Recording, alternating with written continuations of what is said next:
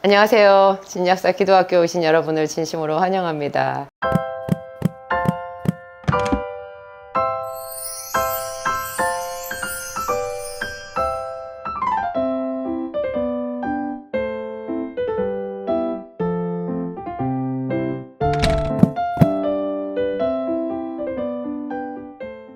오늘 제가 시편 91편을 가지고 방어기도, 보호기도, 그리고 마귀를 대적하는 승리를 선포하는 그런 기도에 대해서 조금 간략하게 말씀을 드리려고 해요. 이거 제대로 하려면 한 2시간 넘게 해야 될 것 같아서 제가 조금씩 나눠서 여러분들한테 시간 되는 대로 말씀을 드리고자 합니다. 여러분이 구약 성경에 이런 마귀를 대적하는 기도, 방어 기도, 선포 기도가 있다라는 거 상당히 놀라운 거예요. 게다가 너무나 아름다운 시편이잖아요. 시편에 이런 게 있다라는 거. 시편 91편은 여러분들이 이게 지금 16절까지 있거든요. 여러분들이 한번 읽어보세요. 지존자의 은밀한 곳에 거주하며 전능자의 그늘 아래 사는 자여, 나는 여호와를 가리켜 말하기를 그는 나의 피난처요 나의 요새요 내가 의뢰하는 하나님이라 하리니, 이렇게 시작하거든요. 하나님께서 우리를 지키시고 보호해 주신다. 그가 너를 그 깃으로 덮으시리니 네가 그 날개 아래 피하리로다. 그러면서 너는 밤의 놀램과 낮에 흐르는 살과 흑암 중에 행하는 연병과 백주에 황폐케 하는 파멸을 두려워 아니하리라. 제가 지금 말한 5절 6절은요 개역 한글판이고, 지금 개역 개정판에는 밤에 찾아오는 공포, 낮에 날아드는 화살, 어두울 때 퍼지는 전염병, 밝을 때 닥쳐오는 재앙.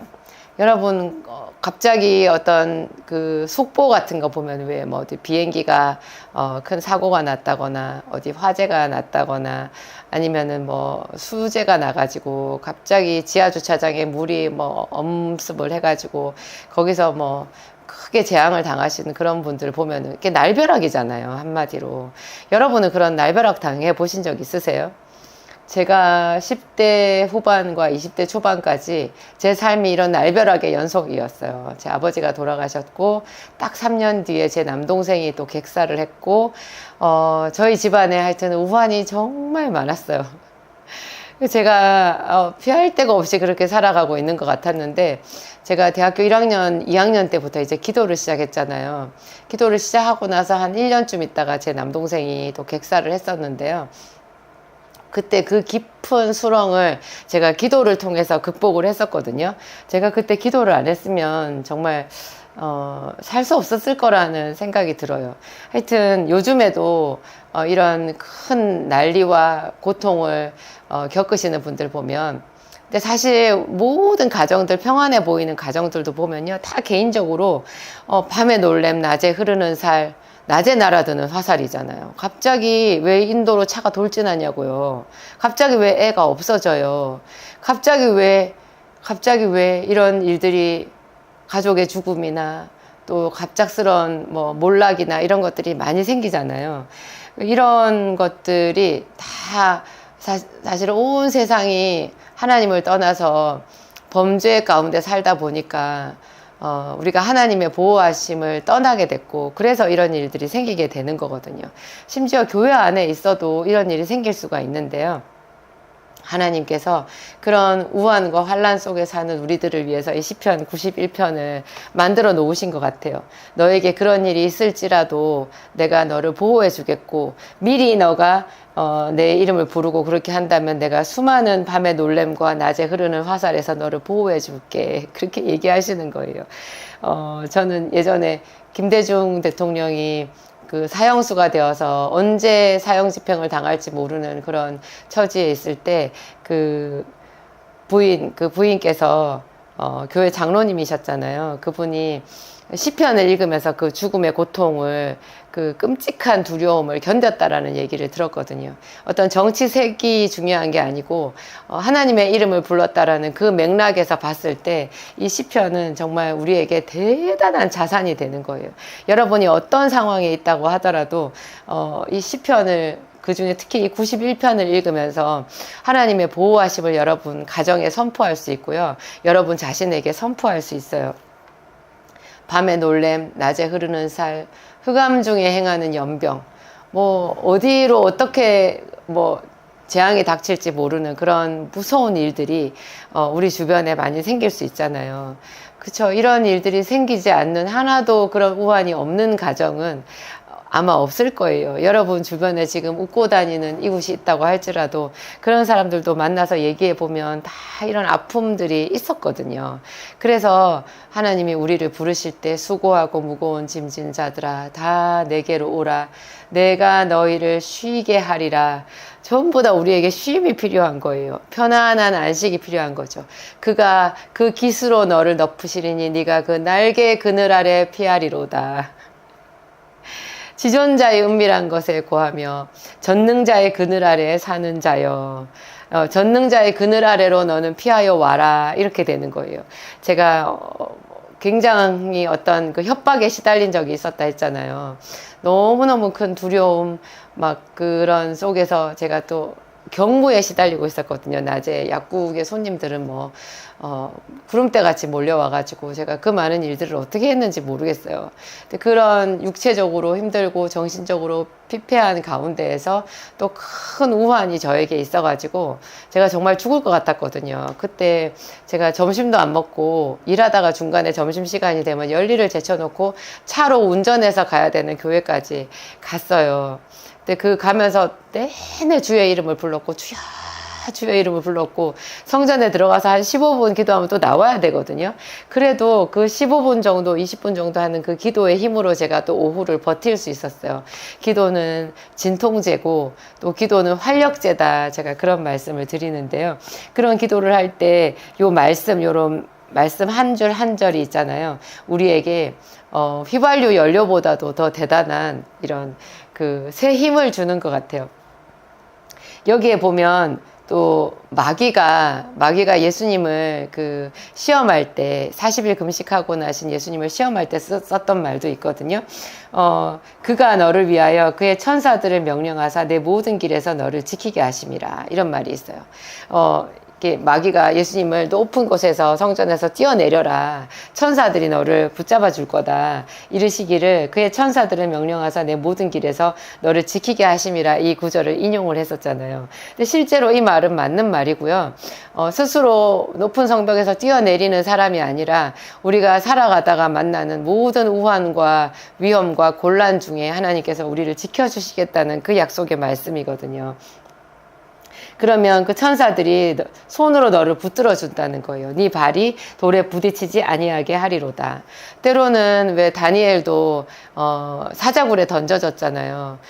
하나님이 보호해 주시면 사자굴에 던져지기 전에 보호해 주셔야 되는 거 아닌가.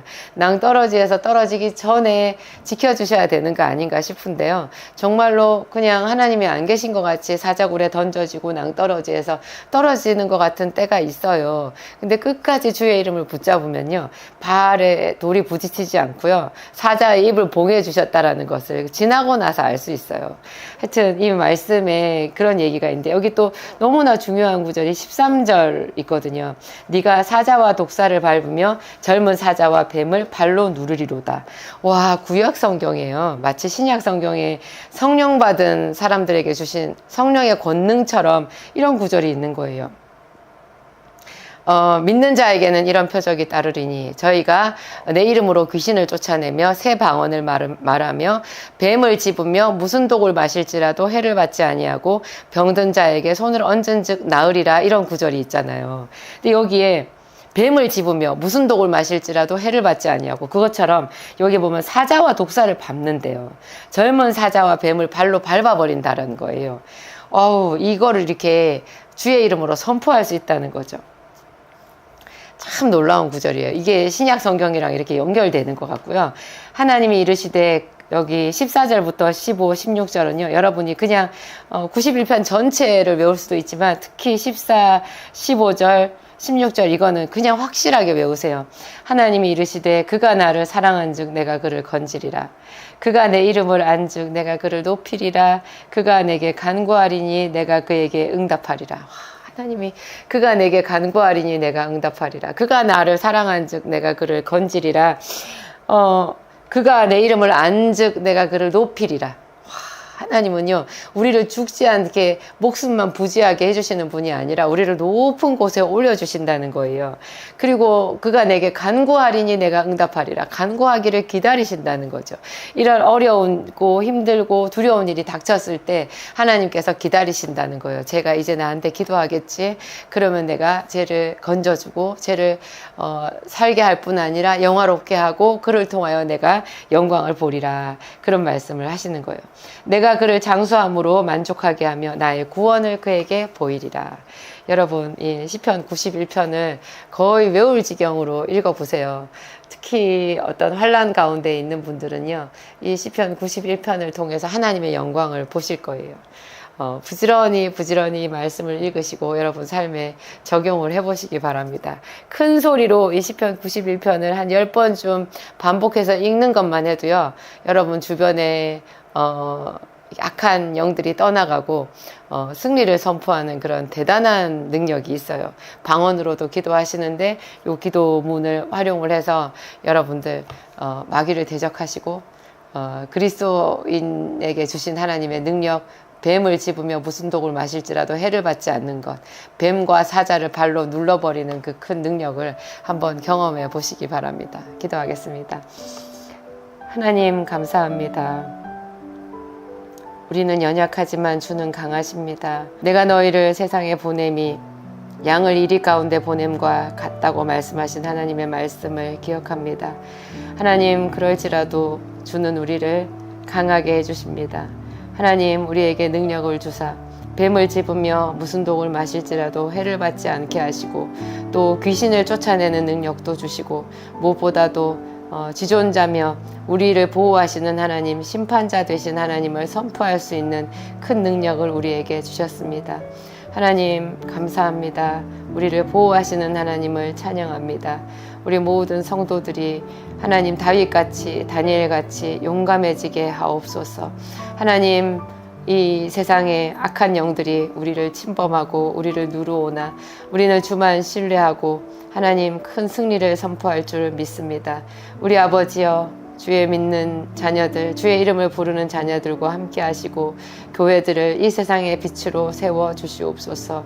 하나님, 우리가 우리 자신을 보호할 뿐만 아니라 또 다른 사람들을 하나님께로 인도하며 하나님, 이 악한 자들 가운데에서 주 예수 그리스도의 영광을 나타내기를 소망합니다. 주님, 우리와 영원히 함께하여 주시옵소서. 주 예수님 이름으로 기도합니다. 아멘.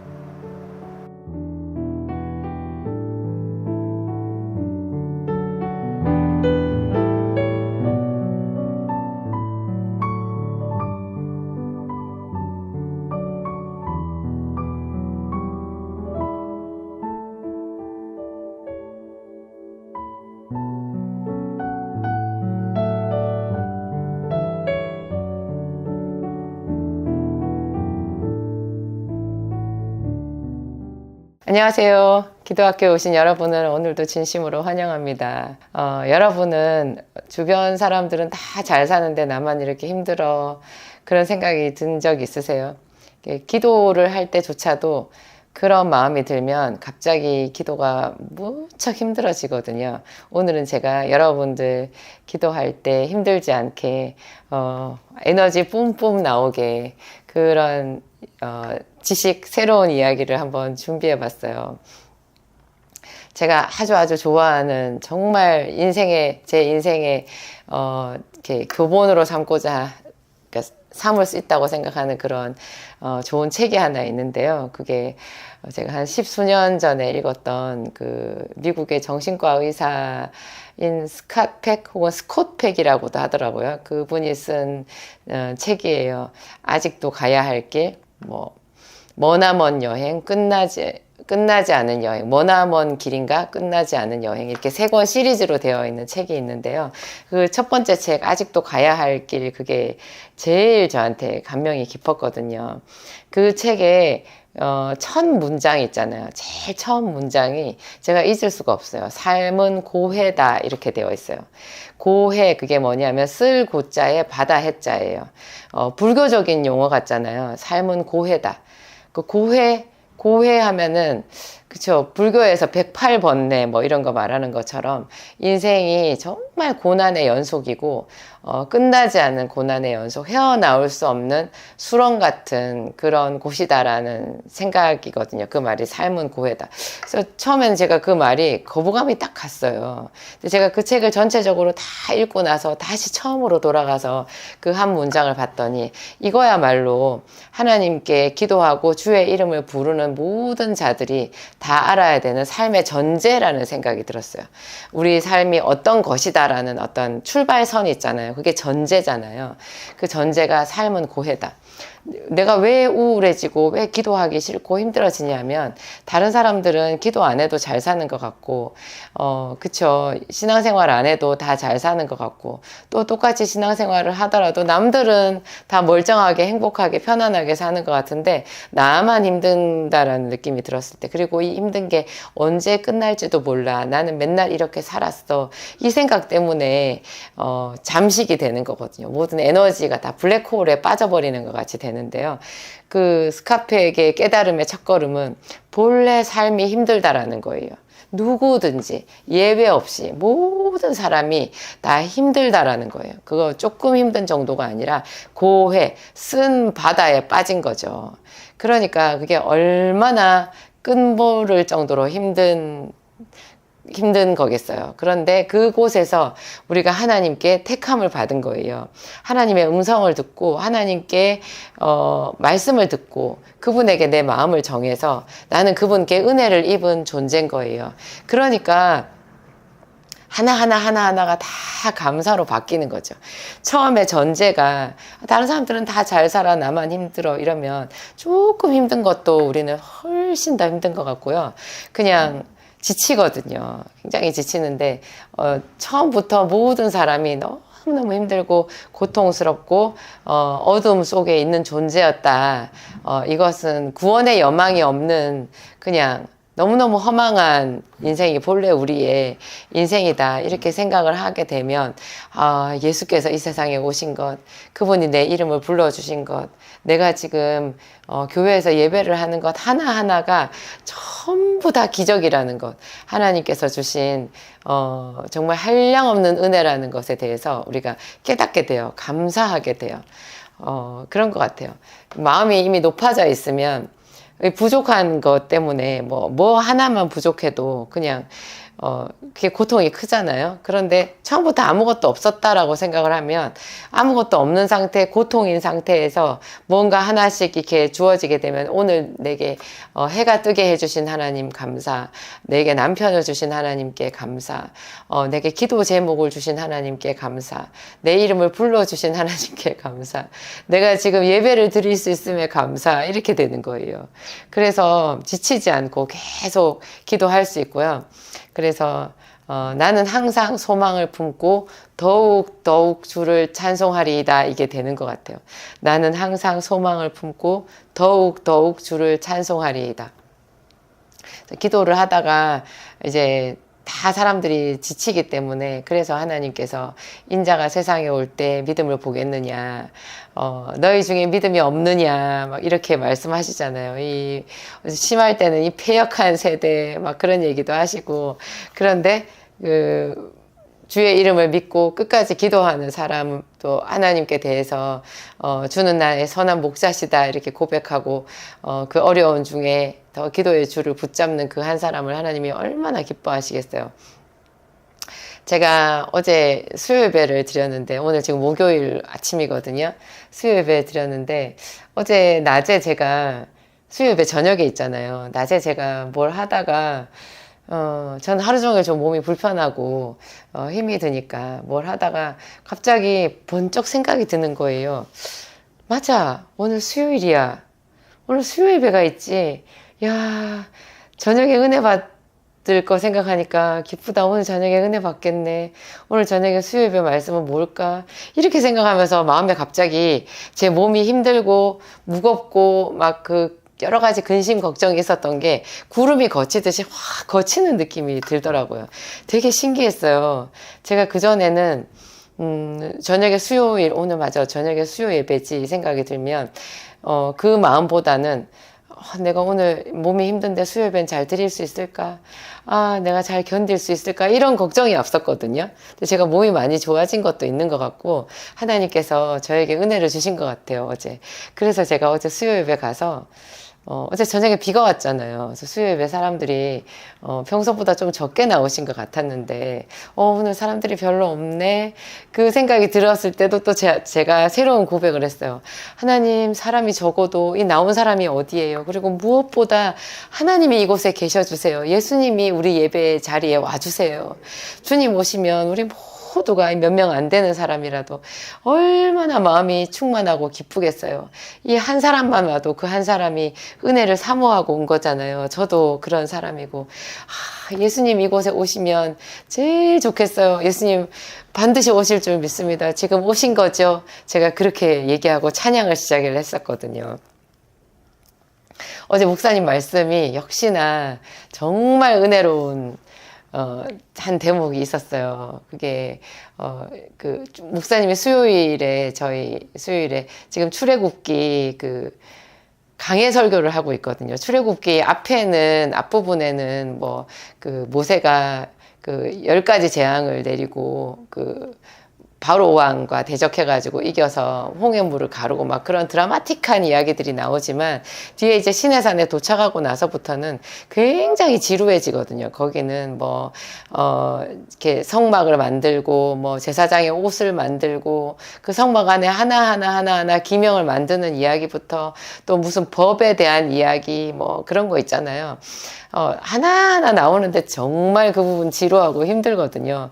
근데 그거를 목사님이 하나도 안 빠뜨리고 강해 설교를 하시는 거예요. 그래서 제가, 목사님 대단하다, 이런 생각도 들고, 하여튼 그랬는데요. 어제 하신 부분이 출애굽기 30장이었어요. 여러분, 거기에, 분향단을 만드는 이야기. 분향단이 뭔지 아시죠, 여러분? 향을 피우는 분향단이요. 지성소 바로 앞에 분향단이 딱 있는데, 지성소 휘장 바로 앞에, 성소 안에 지성소 들어가기 직전에 거기 지성소 바로 앞에 휘장 앞에 분향단이 있는데요. 그 분향단에서 이제 분향단을 만드는 이야기가 나오고 그 분향단에서 피우는 향을 만드는 이야기를 어제 하셨거든요. 제가 한 10년 전에도 이 설교를 그때도 들었었는데 굉장히 그때는 제가 그게 정말 신선했어요. 근데 어제도 참 깊이 있게 제가 그 말씀을 들었거든요. 이게 저희가 지금 기도학교잖아요. 이게 구약에서 말하는 여러분 향이 기도거든요. 하나님 앞에 향을 피워드리는 것, 향을 올려드리는 그게 분향이 곧 기도잖아요. 나의 손드는 것이 분향함과 같이 되게 하소서라는 구절도 있고요. 또 요한계시록에 보면 하나님 앞에 향을 피워 올리는데 이것이 성도의 기도라 하는 분명한 대목이 있어요. 그래서 구약에서 나오는 이 향은 기도를 말하는 건데요. 이 향 재료를 보면 우리가 드리는 기도의 효과, 어떤 기도의 하나하나가 가지는 기도가 사실 하나가 아니고요. 그 기도가 또 여러 가지로 역할이 나뉘어져 있더라고요. 이 향을 하나님 앞에 올려드리는 이 분향을 하는 그 재료가요. 여러분, 4가지인가 5가지로 되어 있어요. 제가 지금, 얼른 생각이 안 나는데, 소합향, 나감향, 풍자향, 유향. 이게 향 4가지 재료고요. 마지막에 소금을 치거든요. 그러니까 5가지 재료네요. 이 5가지 재료가 다 기가 막히게, 기도가 그렇구나 하는 걸 우리에게 가르쳐 주는 게 있어요. 여러분, 그 향의 재료, 처음에 소합향이 뭐냐면, 이게 향나무에서 만드는 향이래요. 향나무의 일종인데 이게 나무 자체가 향이 나잖아요. 이게 예수 그리스도를 상징한대요. 예수님이 얼마나 우리에게 그 자체로 우리에게 존귀한 분이고 향기 나는 분이고 사랑스럽고 아름답고 거룩한 분이잖아요. 예수 그리스도를 상징하는 거죠. 그러니까 기도는 예수 그리스도가 계시기 때문에 할 수 있는 거고 예수 그리스도를 통해서 할 수 있는 거고 예수 그리스도를 따라 하는 것이 기도인 거예요. 그리고 그렇기 때문에 이 기도 자체가 하나님 앞에 그냥 향이 된다라는 거죠. 그 다음에 나감향이라는 게 있는데요. 이거는 조개 일종의 어떤 조개 껍질이래요. 어떤 향이 나는 조개가 있는데요. 그게 조개 이름이 뭐가 있던데 제가 잊어버렸어요. 하여튼 그 조개는 굉장히 향기 나는 식물만 먹는데요. 그런데 그 조개의 껍질이 또 그렇게 향이 난다는 거예요. 그거를 곱게 빻은 것이 나감향이라는 거예요. 그래서 이 나감향은 뭘 이야기하느냐, 우리 자신을 빻는 거를 얘기를 한대요. 우리가 기도를 통해서 우리의 자아가 부서지는 거예요. 우리 고집이 있잖아요. 우상 숭배하는 사람은 자기가 가지고 있는 그 생각이 더 견고해지고 더 딱딱해지고 더 무서워지는 게 있거든요. 그래서 막 우상 앞에서 절을 하면 할수록 그 사람이 더 진짜 무서운 사람이 되는 거예요. 탑돌이를 하면 할수록. 왜냐하면 자기의 소망 그것만 있고 그거를 막 뚫어야 되기 때문에. 그래서 우리가 삭발하는 사람 보면 좀 무섭잖아요. 그런데 하나님께 올려드리는 기도는요, 제대로 기도를 하면 자아가 하나님 앞에서 부드럽게 깨지는 거예요. 그 깨지도록 하는 것이 기도고요. 그 깨지면서 나는 향기가 나감향이라는 거예요. 우리 자신이 깨지면, 여러분이 깨지는 거는 싫지만 여러분 자녀가 하나님 앞에서 그리스도의 은혜로 깨지는 거 좋지 않으세요? 남편이 그리스도의 은혜 앞에서 깨져서 부드러워지는 거 굉장히 여러분이 바라는 소망 아니세요? 그러니까 사실 우리도 깨져야 하는 게 맞는 거예요. 내가 깨질 때. 그래서 그리스도 안에서 깨져가지고 새 피조물로 거듭나잖아요. 그런 과정이 기도의 과정이라는 거예요. 기도를 하면서 우리가 그래서 때로는 무응답이 응답일 때도 있고요. 하나님께서 잘못된 걸 구할 때는 그것도 깨우치게 해주시잖아요. 기도의 방향도 조정을 해주시고, 우상 숭배하는 사람은 그냥 일방적으로 지 부르짖음만 하지만 우리는 하나님과 교통이 있기 때문에 성령께서 우리 안에 오셔서 우리를 새롭게 만들어 가시는 거거든요. 그래서 그게 나감향이 되는 거예요. 그 다음에 세 번째 풍자향은 일종의 고무나무래요. 그 고무나무에서 어떤 특정한 고무나무에서 채취하는 향인데요. 이게 소독제로 쓰인대네요. 그리고 이게 벌레를 쫓는데요. 이게 뭐겠어요? 방충제가, 여러분, 제가 시편 23편 얘기하면서 벌레를 쫓는 방충제가 그게 마귀를 쫓는 성령의 기름 부으심을 얘기한다 했잖아요. 이 풍자향이 그런 기도의 역할을 말하는 거예요. 기도의 효과. 기도를 하면 벌레 같은 마귀들이 다 쫓겨가는 거예요. 그리고 우리 인생이 소독이 되는 거예요. 죄로부터 소독이 되는 거죠. 마귀를 쫓는 것이 기도다. 예수님께서 그러셨잖아요. 기도 외에는 이런 유가 나가지 아니하느니라. 변화산에서 내려와서 그 귀신 들린 아들을 제자들에게 데려와서 고쳐달라고 말한 아버지가 있었잖아요. 근데 제자들이 아무래도 그 자식에게, 그 아들에게 붙어있는 귀신을 쫓아내지를 못하고, 그 귀신이 예수님을 보자 또 아이를 발작하게 해서 거품을 흘리면서 애가 쓰러졌잖아요. 그때 예수님께서 단번에 그 아이를 치료해 주셨는데, 나중에 제자들이 왜 저희는 하지 못했습니까? 하고 예수님께 따로 물어봤더니 예수님께서 기도 외에는 이런 유가 나가지 않느니라. 기도 외에는 마귀가 쫓겨나가지를 않는다는 거예요. 그 기도의 효과가 바로 이 풍자향의 효과인 거예요. 이 기도를 하면 우리 삶을 도적질하던 마귀가 알아서 쫓겨나가는 거죠. 그 다음에 유향이 있잖아요. 이 유향은 생각해보면 예수님께서 죽으셨을 때 여자들이 유향과 향품과 유향을 가지고 왔더라, 그 얘기가 있거든요. 그러니까는 시신을 닦을 때 유향을 썼대요. 그것도 이제 정결하게 하는 거를 의미하잖아요. 정결하게 하는 것. 그리고 그렇죠. 이 유향이 하여튼 우리를 정결하게 하고 깨끗하게 하고, 그래서 무슨 뜻이냐면 우리 삶에 녹아 들어있던 모든 저주, 속박, 조상들로부터 내려왔던 더러운 것들이 다 씻어지는 거를 말하는 거래요. 시체조차도, 시신조차도 씻어서 정결하게 하는 거니까 조상들로부터 내려왔던 모든 더러운 저주의 속박이나 내 삶에 스며들어왔던 우리가 아무리 해도 뭐 안 되는 거, 그거 저주라고 하거든요. 저주가 있어요. 축복이 있으니까 저주도 있잖아요. 이거를 끊어버리는 게 유향 같은 기도의 효과인 거예요. 여러분, 기도해야 되겠죠. 우리가 기도를 할 때 이런 복합적인 작용이 다 일어난다라는 거, 여러분 굉장히 놀랍지 않으세요? 신기하고 막 기도를 해야 되겠다라는 막 이런 생각이 들지 않으세요? 저는 그랬어요. 어제 같이 수요예배, 비 오는 데 와서 같이 수요예배를 드렸던 분들이 아마 다 그런 마음이었을 거예요. 마지막에 소금을 치잖아요. 소금을 반드시 쳐야 되는데요. 이 소금이 언약이래요. 변치 아니하는 언약. 하나님의 약속을 말하는 거예요. 기도는 하나님의 약속, 언약의 말씀을 붙들고 하는 게 기도고요. 그리고 그 언약은 절대로 깨지지 않는 소금 언약이잖아요. 반드시 이루어지는 거예요. 그래서 이런 것들이 다 엮어져서 드리는 멋진 하나님의 발명품이 바로 기도잖아요. 그러니까 우리가 힘을 내고 기도해야 되겠다라는 생각이 드는 거죠. 그러니까 기도를 할 때 이 마귀가 얼마나 우리 마음에 참소를 하겠어요. 기도해봐야 소용없어. 그렇게 다른 사람 기도 안 해도 더 잘 살아. 너 기도해봐야 말짱 혼일이야. 또 기도했더니 집에 더 안 좋은 일이 생기는 것 같기도 하고 더 짜증나고 더 기도하고 집에 들어가서 남편이랑 싸우는 여자들도 있거든요. 그래서 이게 기도를 할 동력을 잃어버리기도 하는데요. 여러분 안 그래요. 이 기도는 하나님의 발명품 맞아요. 그리고 예수님께서도 기도하셨잖아요. 눈물로 기도하셨고 핏방울이 땀방울이 되도록 땀방울이 맞아 거꾸로 제가 얘기했어요. 땀방울이 핏방울이 되도록 그렇게 이렇게 하시는 게 기도잖아요.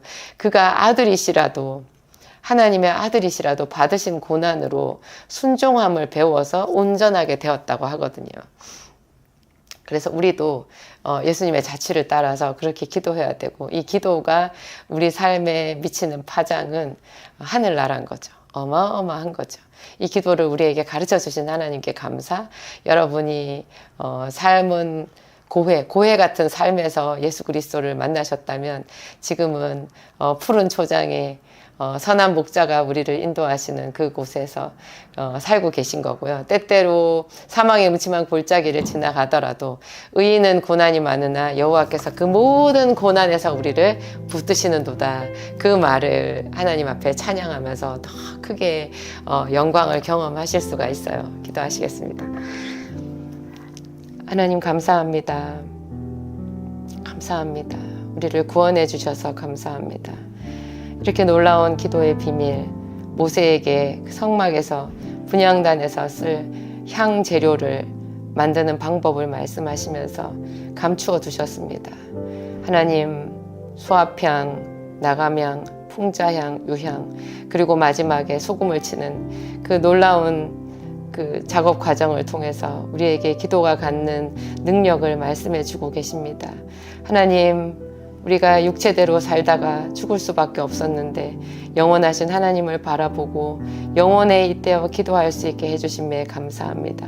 하나님, 우리 중에 가장 연약한 자라도 이 기도를 통하여 하나님 그리스도의 영광을 나타낼 수 있고 마귀를 쫓아낼 수 있고 저주와 속박을 끊을 수 있고 승리를 선포할 수 있습니다.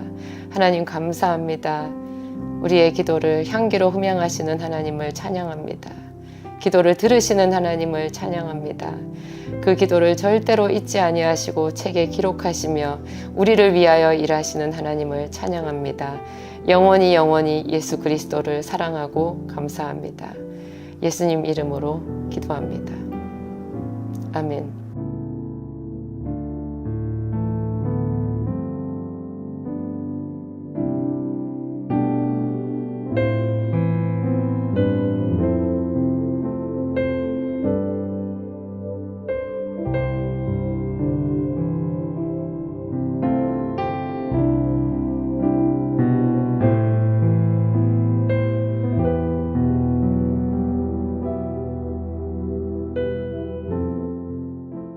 안녕하세요. 기도학교 오신 여러분을 진심으로 환영합니다. 오늘 제가 여느 날보다도 특히 더 입이 귀에 걸렸는데요. 여러분들에게 좋은 또 기도학교 말씀이 이제 생각난 것도 있고, 그리고 또 드디어 제 책이 나왔거든요. 제 책이라고 하기에는 좀 그런가? 성경 말씀에 우리가 암송해야 되는 거를 제가 뽑아가지고 그걸로 노트를 만들어서 여러분들한테 이제 선을 보이리라 했잖아요. 말씀 암송이 정말 중요하거든요. 그냥 듣고 잊어버리는 말씀 말고 암송을 해야 돼서 제가 이 제목을 기적을 부르는 암송 1200. 그래서 줄여가지고 기암송 1200이에요. 이렇게 번호가 거의 1200번 정도 되는데 실제로는 이 안에 1200구절이 훨씬 넘는 게 들어가 있어요. 왜냐하면 두세 구절을 묶어서 번호 하나로 해놓은 것도 있거든요. 하여튼 기암송 1200 이거 여러분들에게 지금 소개를 해드립니다. 이게 두란노 출판사에서 나왔고요. 여러분 이거 이제 온라인으로 여러분들이 구매하실 수 있어요. 알라딘 같은 그런 데서도 살 수 있고 교보문고에서도 아마 주문하실 수 있을 거고요. 두란노에 직접 전화해 보셔도 돼요. 이 안에 지금 노트가 이렇게 3권으로 되어 있어요.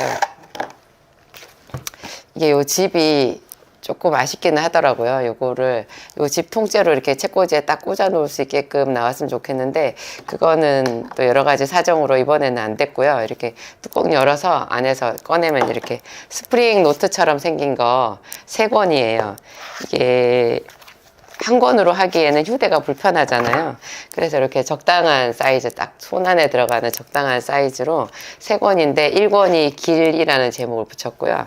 2권이 진리예요. 3권이 생명이에요. 여러분 딱 감 오시죠? 내가 곧 길이요 진리요 생명이니 나로 말미암지 않고는 아버지께로 올 자가 없느니라. 예수님의 또 다른 이름이 길과 진리와 생명이잖아요. 또 예수님의 말씀이시니까 제가 그걸로 1권, 2권, 3권 이렇게 했고요. 이 디자인을 잘 보면 앞에 여기 해가 있잖아요. 여기 뒤로 갈수록 해가 커지고 해가 더 위로 올라가요.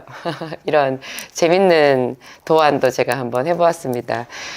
요거 안에 이렇게 펼쳐보면, 차례도 있고요. 제 이제 속에 나와 있고, 그리고 요게 이제 제 암송 노트의 제일 장점이 성경 차례대로 되어 있어요. 성경을 목록별로 해가지고 제일 처음에 저는 여기 마태복음부터 시작을 해서 1권이 아마 신약 다 들어있을 거고요. 2권하고 3권 이렇게 해서 넘어가게 되어 있는데요. 여러분 이게 성경을 암송하다 보면 그 암송 카드 같은 거 기존에 나와 있는 것은 이렇게 여기저기 말씀이 섞여 있잖아요. 그래서 깊은 묵상이 어렵다고 해요. 근데 제 거는 이렇게 순서대로 되어 있어서 예를 들면 여러분 마태복음을 한번 통독을 하시고 싶으면 제가 마태복음 요약해 놓은 거 있잖아요. 요절 요것들을 여러 번 읽어서 눈에 익숙하게 하고 거의 암송에 가까울 정도로 하신 다음에 마태복음을 읽으면 느낌이 많이 다르실 거예요. 그 전에 그냥 읽었을 때랑 느낌이 많이 다르실 거고 특히나 서신서 있잖아요. 뭐 로마서, 고린도 전후서 이런 거는 꽤 난이도가 있잖아요. 그런 거는 더더군다나 이게 유익할 거예요. 어떤 성경 공부보다도 성경은 성경으로 풀게 되어 있기 때문에 로마서를 보기 전에 제 거 로마서 핵심 구절을 먼저 이제 익혀가지고 한 뭐 수십 번을 반복해서 읽어요. 그래서 거의 암송 눈으로 이거 내가 반쯤 외운 것 같은데 싶을 만큼 하신 다음에 이제 로마서를 통으로 읽잖아요. 그러면 이상하게 징검다리 효과가 있어요. 무슨 말이냐? 그 아는 익숙한 구절이 한 구절씩 이렇게 나오잖아요. 그럼 그 중간에 연결된 것들이 있잖아요. 이 징검다리 내가 아는 구절을 중심으로 해서 꿰어져요. 그래가지고 이해가 되는 거예요. 굉장히 은혜가 되는. 여러분들 뭔가 보물을 찾은 것 같은 그런 느낌이 들면서 성경을 읽을 수가 있어요. 제가 이 말씀을 그렇게 소중하게 생각하는 것, 제 프롤로그에 이 앞에 제가 이제 이 책을 내면서 제가 하고 싶은 말을 이제 쓴 게 프롤로그거든요. 여기 보면은 기도는 말씀을 통해서 온전해질 수 있다. 기도를 하다 보면 우리가 방향을 잃어버리고 표류하는 것 같이 생각이 들 때가 있거든요. 그럴 때, 이 말씀을 우리가 이제 깊이 있게 묵상을 하잖아요. 그러면, 그 기도가 새롭게 살아나고, 기도가 굉장히 힘을 얻어요. 그래서 제가 여기에 말씀은 기도의 연료이자 지표다 그런 말을 해놨어요. 그리고 이제 이것은 제가 아까 말씀드린 대로 성경 순서대로 되어 있기 때문에 성경을 전체적으로 읽고 더 여러분들의 안목을 넓히는데도 이 암송 노트가 상당히 큰 역할을 할 수가 있고요. 하여튼 그렇습니다. 그리고 무엇보다도 이 암송 구절을 이렇게 추려낸 그 기준은 뭐냐면 제가 수십 년 동안 실제로 기도하면서 제가 스스로 터득한 거잖아요. 그러니까 이 말씀을 가지고 제가 기도를 했고 그 기도를 통해서 제 삶이 변화됐고 또 지금 기도학교와 또 제가 엄청나게 많은 축복을 받았잖아요. 이런 기적의 문, 비밀의 문들이 이 속에 들어있다라고 생각하셔도 될 것 같아요. 그래서 여러분들에게도 이 동일한 말씀을 이렇게 선물을 해서 드리면 아마 제게 주셨던 하나님의 은혜보다 더 큰 은혜를, 더 큰 축복을 받으실 것이다. 이 말씀 암송은 기도자의 생활인데요. 그렇습니다. 그리고 이 책은 어떤, 학술적인 강의나 성경 공부, 교재나 그런 것보다도 현실과 간증이 녹아있잖아요. 제가 목회자로서 교회에서 남편을 도와서 일도 했지만 제 직업 전선이 있어가지고 제가 하루도 빠짐없이 늘 약국에서 일을 하면서 그 일 속에서 제가 하나님을 부르고 찾아서 여기까지 온 거잖아요. 여러분들도 매일 일하시죠. 그 일하는 그 현실 속에서 각 가정과 직장과 학교와 그 속에서 하나님을 만나야 되지 않겠어요? 절대적인 시간을 우리가 보내는 그 현실의 공간 있잖아요. 그 공간 속에서 제가 찾아낸 말씀이기 때문에 더더군다나 여러분들에게 도움이 많이 될 거라는, 영성을 기르는데 도움이 많이 될 거라는 그런 생각이 듭니다. 하여튼 이게 가격이 싸지는 않아요. 이 세 권으로 되어 있어서 여러분 거의 괜찮은 책 한 권 값 3만 원 정도 해요. 이거를 뭐 여러분들 인터넷으로 구매하면서 할인 받으실 수도 있겠지만 하여튼 책값이 이게 요새 다 물가가 올라서 결코 싸지는 않더라고요. 저는 이 책을 이 책 판매 대금 수익금이 아니고요. 이 책을 전체 다 하나님께 드렸거든요. 그래서 이 책을 사실은 제 자비량으로 제가 제 비용으로 출간을 한 거라고 보면 되고요. 이 책을 팔아서 들어오는 그 수익금이 아니라 판매 대금 전액. 이거 한 권이 3만 원이면 여러분들이 3만 원에 사는 그게 이제 그 전액을 제가 제 돈으로 해가지고 전부 다 선교 헌금으로 쓸 거예요. 그러니까 제가 오히려 이거를 하나님께 드리는 거죠.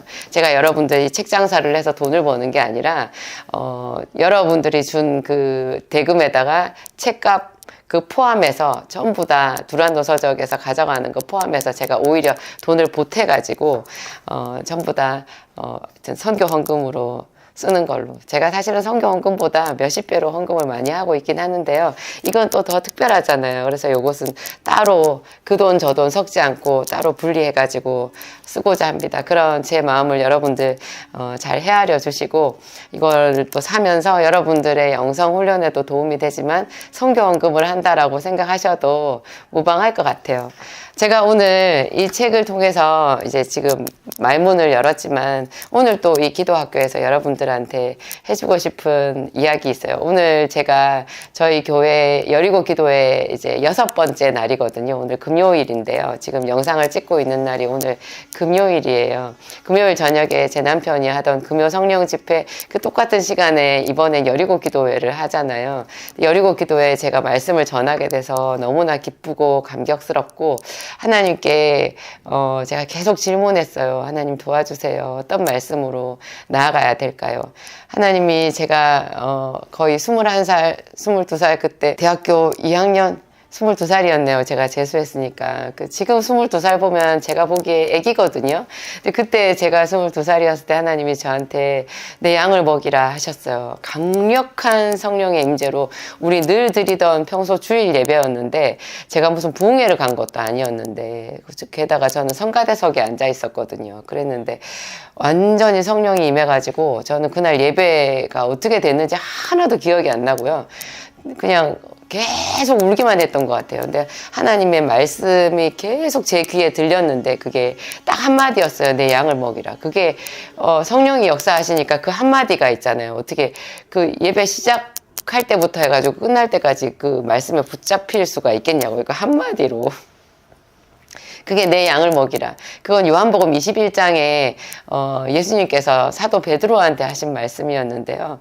그 양을 먹이라. 근데 그게 나중에 어떤 여자 목사님이 저한테 그 기도의 사명이라고 그런 얘기를 하셨거든요. 저는 그게 그런 말씀이 요한복음 21장에 있는지도 몰랐을 때였고 이제 신앙생활 한 지 한 1년밖에 안 됐을 때였기 때문에 그 말씀이 성경 어디에 어떤 배경으로 나와 있는 건지도 몰랐을 때 하여튼 내 양을 먹이라 하셨어요.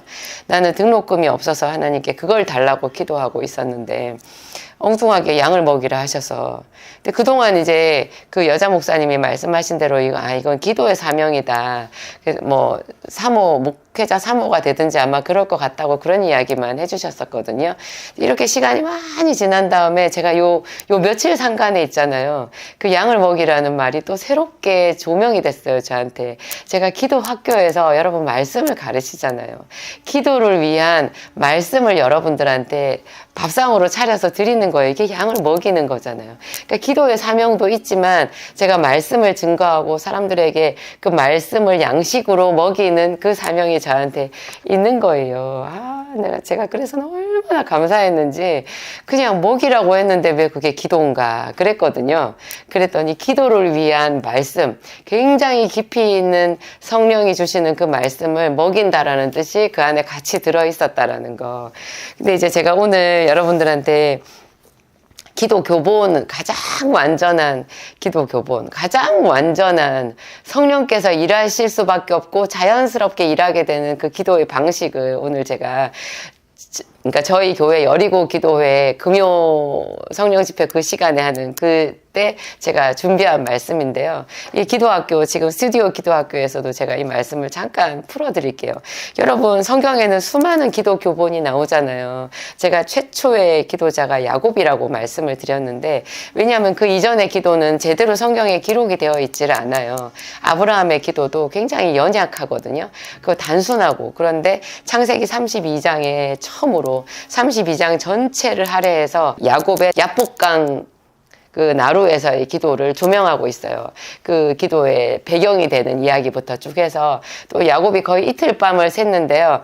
그 두 번째 밤이 야복 나루의 밤이고 첫 번째 밤은 야곱이 그냥 꼬박 밤을 샜거든요. 그때 그 밤을 새면서 하나님께 드렸던 기도가 또 제법 여러 절에 걸쳐서 나와 있거든요. 그때 야곱이 자기에게 그 베델에서 약속해 주셨던 그 약속의 말씀을 가지고 절절하게 하나님께 도와달라고, 내 형 에서의 손에서 나를 도와달라고 그렇게 기도를 하잖아요. 근데 그 다음에 이제 그 다음날 야복 나루에서 진짜 밤새도록 그 천사와 씨름하면서 하는 그 기도가 나와 있는데, 그게 야곱의 운명을 야곱에서 이스라엘로 바꾸는, 그러니까는 극적인 전환을 이루는, 하나님께서 만드신 차자란 둘째 아들이라는 그 운명을 장자로 올려버리는 그런 기도잖아요. 그래서 하나님이 야곱에게 이스라엘이라고 하면서 그 이유를 네가 하나님과 및 사람과 겨루어 이겼다, 그런 말을 하거든요.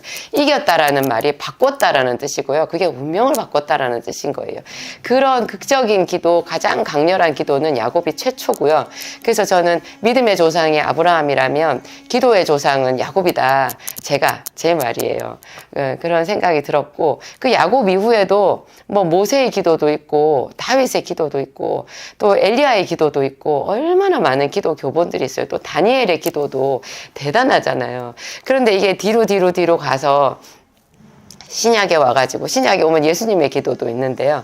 이 사도행전에서 제 생각에는 이런 모든 기도를 압축해가지고 가장 완성된 기도 교본이라는 생각이 딱 드는 거예요. 그게 제가 사도행전 10장에 고넬료의 이야기하고요. 사도행전 19장에 나와 있는 그 에베소 두란노 서원에서 있었던 영적 부흥의 이야기 있잖아요. 두 개가 결부가 되더라고요. 그래가지고 하나님께서 원하시는 완성된 기도 교본이 이거구나, 그 생각이 들었는데요.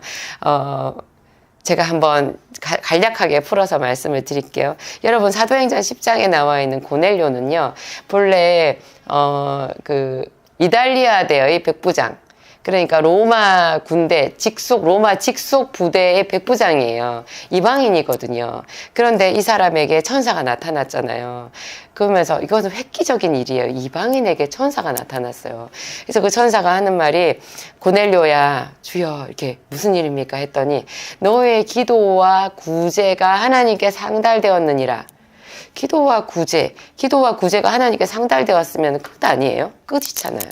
근데 그게 끝이 아니라 이 천사는 새로운 시작을 말하는 거예요. 그 시작이 뭐냐? 요바에 가서 그 시몬 베드로를 청해라 그래요. 시몬 베드로를 청해서 뭘 하라는 거예요? 시몬 베드로를 청해서 그를 통해서 하나님의 말씀을 들으라는 거예요. 그러니까 기도와 구제가 하나님 앞에 달해서 하나님을 감동시켰는데 그 상으로 받은 것이 말씀이라는 거예요. 고넬료에게 시몬 베드로, 예수님께서 수제자로 기르신 베드로를 통해서 말씀이신 예수 그리스도에 대한 그 말씀을 들으라는 거예요. 그래가지고 사도행전 그 10장에 보면요. 그 집에 정말 가고 싶어 하지 않는 베드로, 이방인의 집이니까 베드로에게 하나님이 3번이나 환상을 보이시면서 베드로의 마음속에 있는 그 본성을 거슬러 가지고 이방인 고넬료의 집에 가게끔 하나님이 애를 쓰셨잖아요. 그래서 베드로도 어쩔 수 없이 가기 싫은 그 고넬료의 집에 가서 거기 가가지고 또 새삼스럽게 물어요. 나를 왜 불렀느냐? 이렇게 물어요. 왜 불렀는지 몰라요. 하나님이 보내셨잖아요. 그러면 말씀을 전하라고 보내셔서 그냥 말씀을 하면 되는데 베드로가 전하고 싶어 하지 않거든요. 고넬료에게도 새삼스럽게 천사를 보내시고 베드로에게도 새삼스럽게 환상을 3번이나 보이시고 그래가지고 또 둘을 어렵게 만나게 하셔서 그 다음에 베드로의 입을 열어서 예수 그리스도에 대한 말씀을 펼치게 하시잖아요. 근데 그 말씀을 다 듣고 나서 중요한 구절이 나와요. 사도행전 10장 44절에 보면 베드로가 이 말을 할 때 이 말이 뭐예요? 바로 앞 43절까지 보면은 예수 그리스도에 대한 얘기예요. 그에 대하여 모든 선지자도 증언하되 그를 믿는 사람들, 그러니까 예수를 믿는 사람들이 다 예수의 이름을 힘입어서 죄 사함을 받는다. 예수에 대한 말씀이거든요. 근데 이 말씀을 할 때 그 다음에 성령이 이 말씀을 듣는 모든 사람에게 내려오시니 무슨 말이에요? 말씀이 임할 때 성령이 임한다라는 거예요. 여러분 말씀이 임해야 돼요. 우리가 부르짖고 기도하는 것 엄청 중요한데요. 부르짖고 기도하는 것과 반드시 같이 가야 되고 그 부르짖고 기도하는 그것을 더 뜨겁게 더 제대로 방향을 정하게 해주시는 것이 바로 말씀이라는 거예요. 근데 요게 그러면서 이제 고넬료의 가정에 바로 성령이 임했고 그래서 거기서 방언도 하고 예언도 하고 뭐 굉장한 사역이 벌어지잖아요. 그래서 많은 신학자들이 그래요. 이 고넬료를 통해서 로마 교회가 세워졌을 거라고. 왜냐하면 나중에 사도 바울이 로마서를 썼을 때요. 사도 바울은 아직 로마에 가지도 않았고 로마에 가고 싶어서 정말 뜨거운 소원으로 기도를 하고 있었는데 로마에는 이미 교회가 있었어요. 그래서 그 로마 교회에 사도 바울이 보낸 편지가 로마서잖아요. 그 로마 교회는 그럼 누가 세웠냐? 고넬료가 세웠을 거라는 설이 아주 유력하더라고요. 그게 맞는 것 같아요. 이게 고넬료가 베드로를 통해서 들은 말씀을 가지고 그동안 자기가 쌓아왔던 기도와 구제와 그 말씀이 합쳐져서 로마 교회가 세워졌고 그 로마 교회에 또 가서 복음을 전하기를 소원했던 사도 바울이 있었잖아요. 이 바울이 결국 로마까지 가가지고 그곳에서 자기 셋집에 오는 온 사람들을 다 영접해가지고 거기서 말씀을 가르쳐서 로마 교회가 견고하게 된 거거든요. 사도행전 19장에 보면 그 에베소에 있었던 두란노 부흥의 이야기가 적혀 있어요. 그런데 에베소 교회에 사도 바울이 이제 갔을 때 어느 날 너희가 믿을 때 성령을 받았느냐? 이 유명한 이야기가 사도행전 19장에 나와 있거든요. 너희가 믿을 때 성령을 받았느냐? 우리 다 성령 받고 싶어 하잖아요. 그랬더니 이 사람들은 성령이 있음도 알지 못하고 그랬더니 사도 바울이 이제 거기서 바로 예수 그리스도에 대한 이야기를 먼저 해줘요. 꼭 고넬료의 가정에 베드로가 가서 말했던 것처럼 여기서도 예수에 대한 이야기를 하거든요. 그러면서 주 예수의 이름으로 세례를 베푼 다음에 그들에게 안수하니 즉석에서 성령이 임했어요. 방언도 하고 예언도 했는데 그 사람들이 12명쯤 됐어요. 얼마 안 되죠. 소수의 사람이에요. 그런데 이게 끝이 아니라 사실은 시작이었던 거죠. 이때부터 해서 사도 바울이 한 일이 처음에 3달 동안은 회당에 들어가서 회당은 안식일마다 말씀을 전하잖아요. 그러니까 일주일에 한 번씩 3달 동안 말씀을 전했는데 이게 부흥이 일어나려고 하니까 대적하는 사람들이 유대인들이 일어나는 거예요. 그러니까 사도 바울이 거기를 떠나서 제자들을 따로 세우고 두란노 서원에서 이제 말씀을 전하기 시작하는데 여기서는요 중요한 구절이에요. 날마다 강론하니라. 여러분 날마다 하나님의 말씀을 강론할 수 있어요? 할 수는 있어요. 우리도 새벽 예배 날마다 하시는 데들이 있으니까. 근데 새벽 예배에 나오는 사람이 얼마나 적어요? 그런데 이 에베소 두란노는 어떻게 됐는지 두란노 서원에서 날마다 강론했는데 10절에 보면 2해 동안 이같이 하니 2해 동안이나 두란노 서원에서 날마다 말씀을 강론했는데요. 이게 몇 사람에 그친 게 아니라 12명으로 시작했는데요. 나중에는 어떻게 돼 있냐면은 아시아에 사는 자는 유대인이나 헬라인이나 다 주의 말씀을 듣더라. 이 아시아가 지금의 터키를 말하는데요. 정말 우리나라 땅의 몇 배거든요. 그리고 옛날에는 교통이 안 좋았잖아요. 그리고 통신도 안 좋았어요. 그 말씀의 소문이 얼마나 강력했는지를 알 수 있어요. 이 말씀을 계속 가르친 거예요. 그러니까 이게 온 아시아에 있는 사람들이 다 몰려와서 구름대같이 두란노 서원으로 몰려와서 매일같이 그 하나님의 말씀을 들었고, 그러니까 어떤 일이 생기느냐, 이 사도행전이 본래 성령행전이라고 해서 믿어지지 않는 그런 성령의 역사들이 많이 있는데요. 그 중에 진짜 타의 추종을 불허하는 그 기적의 시리즈가 이 두란노 부흥 시대에 있어요. 뭐냐면 사람들이 바울의 몸에서, 바울이 낮에는 일했으니까 바울의 몸에서 떨어진 손수건이나 앞치마 일할 때 쓰는 거잖아요. 바울은 일을 하면서도 날마다 말씀을 전했어요. 이렇게 성령 충만한 주의 종이 있어야 되지 않겠어요? 제가 한번 해보고 싶어요, 여러분. 몸에서 손수건이나 앞치마를 가져다가 이거를 병든 사람한테 얹으면요 병든 자가 낫는데요. 여러분 애써서 기도해가지고 막 몇 날 며칠을 기도해서 나아도 기적이잖아요. 그런데 바울의 몸에서 있던 손수건이나 앞치마를 그냥 올려만 놨는데도 병자가 낫는다. 이건 얼마나 강력한 성령의 역사예요. 이건 무슨 뜻이냐면 기도를 하면서 계속 날마다 말씀을 부었고 그 말씀이 사람들의 속에 들어갔잖아요. 계속 말씀이 꿀같이 달게 사람들의 속에 들어가면 그 말씀이 뭐가 돼요? 이게 생수의 강물이 되는 거예요. 나를 믿는 자는 성경의 이름과 같이 그 배에서 생수의 강이 흘러나리라. 생수의 강이 흘러나리라. 그게 끊임없는 그 달디단 말씀의 시리즈가 막 계속 나오는 걸 얘기해요. 이 생수가 나오니까요. 그냥 여기가 천국이 돼버린 거예요. 그러니까 천국에는 아픈 거나 병든 게 없잖아요. 그냥 낫는 거죠, 사람들이. 그러면서 그것만 되냐면 사람들이 마술을 하던 사람들이 이제 양심에 거리낌이 오는 거예요. 회개가 일어나는 거예요. 그래서 그 사람들이 그냥 자진해가지고 자기가 쓰던 그 소중하게 여기던 그 당시에 책은 정말 비쌌대잖아요.